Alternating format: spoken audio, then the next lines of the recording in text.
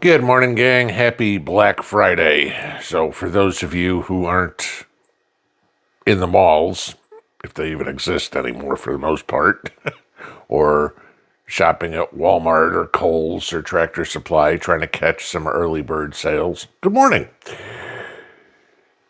The day after Thanksgiving, and I hope everybody got over their tryptophan coma, had a good meal yesterday, spent time with friends, family, etc., etc. Around here, it was quiet. It was me and Mrs. P, and we had our turkey. I didn't burn the extra plate of stuffing for a change. That's the first time in 3 years. But all was good. The turkey was good. Everything came out okay, and enjoyed our evening. Played some Christmas music, had Thanksgiving, and celebrated all the good things we have. Now, you got to remember, for Mrs. P, this is a very different holiday. There's no Thanksgiving in Russia. It's an American holiday. The stock market was closed yesterday. The post office was closed yesterday. The rest of the world went on like it was a normal Thursday. Okay? But for us, it was a holiday.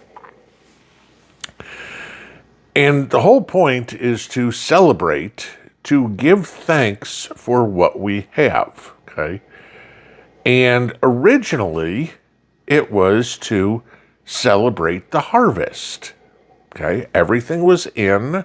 It had all been processed however it needed to be. Corn had dried and whatever they had done. And they were going to have a feast. Hunting came in and wonderful. That was it. We're not talking rocket science. It was a harvest party, literally. Okay. Over the years, it's turned into a lot more. Of course, we've got, football and parades and the beginning of Christmas season, Black Friday, whatever. So, the world has moved forward, okay? But the original intent of the holiday is still very simple. Unless, of course, you're a liberal. You've got to find something to complain about. Because that's all they have, right? They have no good ideas. They have nothing positive to say anything. Their entire life is spent bitching about everything else. There's at least but one very notable family that did not have a happy Thanksgiving, and that was the family of Sarah Beckstrom. She was the National Guard specialist that died yesterday. Okay, that was shot by the heathen from Afghanistan. I'm going to get into that in a second. But you start looking at the origins of Thanksgiving, and Sarah Beckstrom's death, you could kind of tie into it, right? How? Let's go back to the 1600s, okay, when originally this stuff all started. And the Pilgrims came here on the Mayflower and decided they needed a place where they could get away from religious persecution. That was what the Puritans were trying to do, okay? They wanted a freely religious place where they weren't ordered by the crown or whoever the government was to participate in one particular religion. Most of them were Protestants. Okay. It's funny because you get the liberal media, and there was a interesting article in The Nation magazine, I guess if you call it anymore, but online, complaining, go figure, it's a liberal rag, about the origins of Thanksgiving, okay? That these people were just radicals, that it wasn't about persecution, via religion. It was they wanted their own totalitarian society where you either agreed with them or they got rid of you. Kind of sounds like modern liberalism.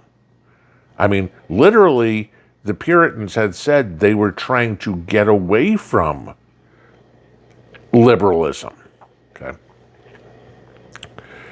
The Pilgrims didn't fare too well. There's a good reason for it. They came to the United States, well, the Americas at that point. Obviously, we weren't the United States, but they came to this landmass and formed communes.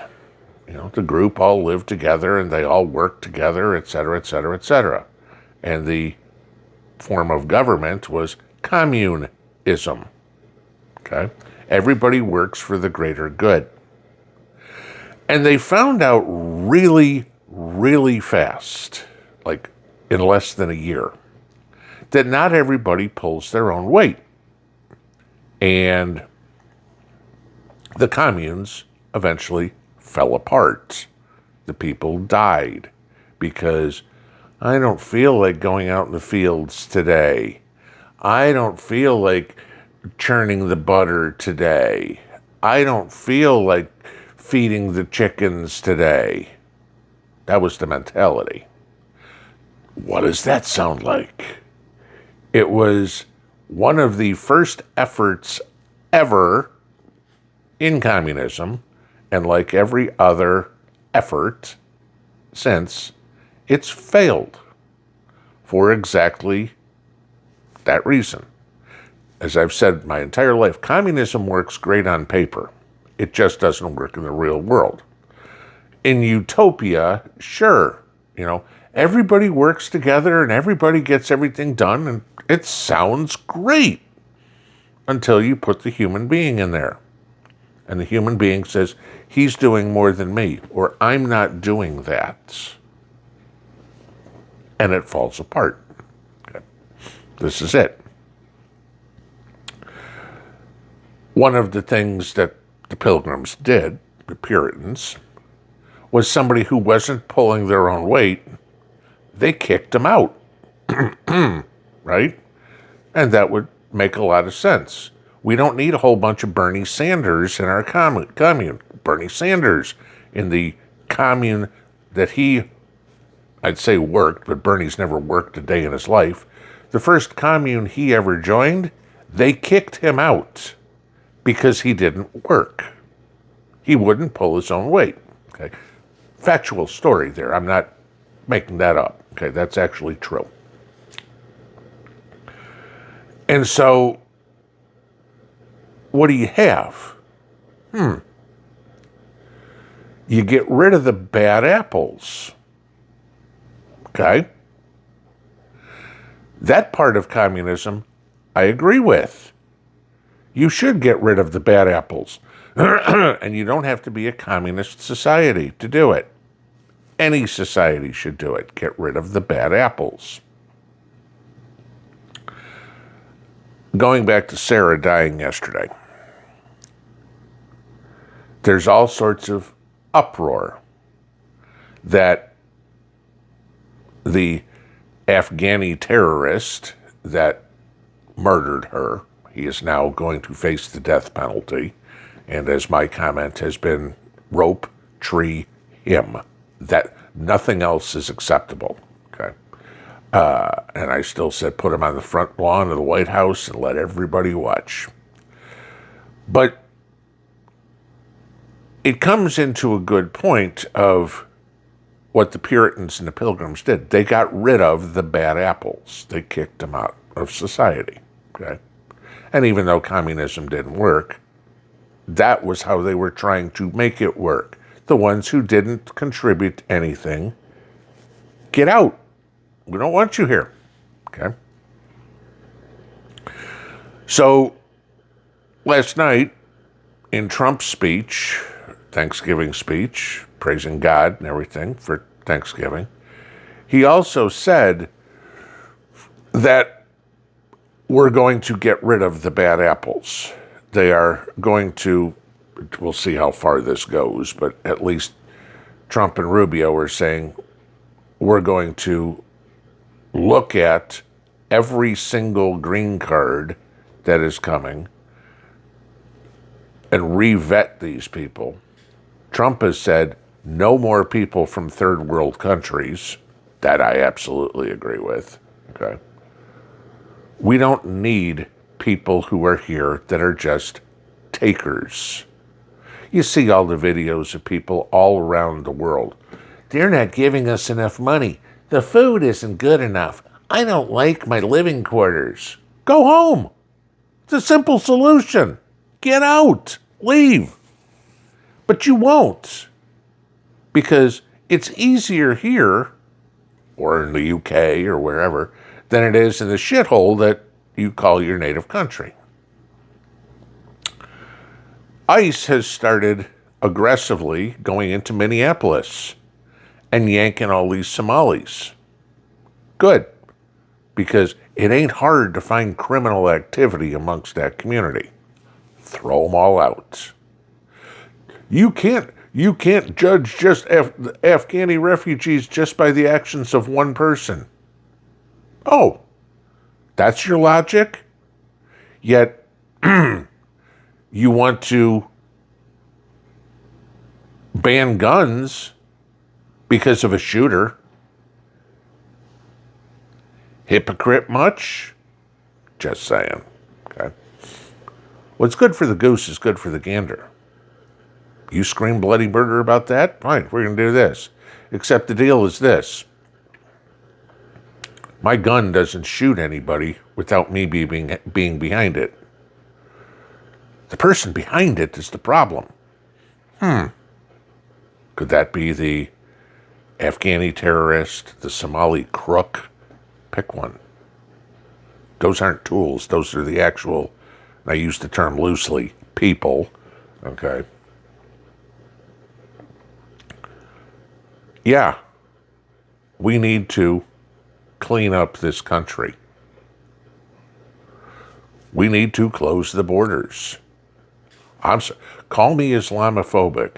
Call me whatever the hell you want, as I've said online a few times. Phobia is an irrational fear of something. Trust me, I have no fear of the Muslim community. I have no fear of the gay community. I have no fear of the trans community. Phobic is something I'm not, and I'm going to assume most of you aren't either. But this is what we're at. We need to get rid of the wretched refuse that Joe Biden and his auto pen brought in. The people that don't contribute to society at all need to go. You can't deport somebody that was born in the United States. You can't make a man without a country. It's kind of funny, Ilhan Omar. I'm a citizen. You can't do anything to me. Where are you going to deport me? You can't. I'm a citizen. You're a congresswoman and don't know about denaturalization? That can be done. You can't birthright citizenship me, but we can denaturalize you. And there's going to be a whole lot of those people that are coming up when the laws are starting to be applied. It doesn't matter how long you're here. You can be here for 30 years and still get denaturalized. I use the story all the time of John Demaniuk. You guys remember that name? Demaniuk was a 90-some-odd-year-old Cleveland auto worker, U.S. citizen, that, we found out he was a Nazi and killed people in concentration camps during World War II. 50-some-odd years later, denaturalized for crimes, sent back to Germany. Yeah. That's what we need to do. The criminals need to go. And before anybody wants a bitch, yes, setting foot on American soil without a visa, without a passport, is a crime. All illegals need to go. All third world people need to go. let's not say all, okay?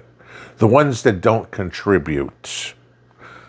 There should not be a single illegal, a single person coming into this country from another country eligible for food stamps or Section 8 or welfare or anything. Ask the Italians what they got when they came over. Okay? Let's say the Irish. The Irish came over as slaves. But let's ask the Italians what they came over. What they got. They got nothing. They went to work. They ate if they worked. The Bible says you don't work, you don't eat. The Bible does not say you want to be a lazy bum, the government will give you everything you need. No. Thanksgiving isn't a day to abhor like the liberals want to. We shouldn't even be celebrating. It's a violent holiday. It's all the worst of America. No, the worst of America is liberalism. Period. Okay. Unfortunately, we can't kick them out. But I'd rather round them up and give them Vermont, or give them Chicago, give them the Pacific Coast, and say, you stay there, you're on your own, you live your life just like you want, and leave the rest of us alone. But when it comes time 6 months from now that Joe won't work and you want to kick him out, he doesn't get to come to our side. You want it, you got it. Deal with it. Pinball out.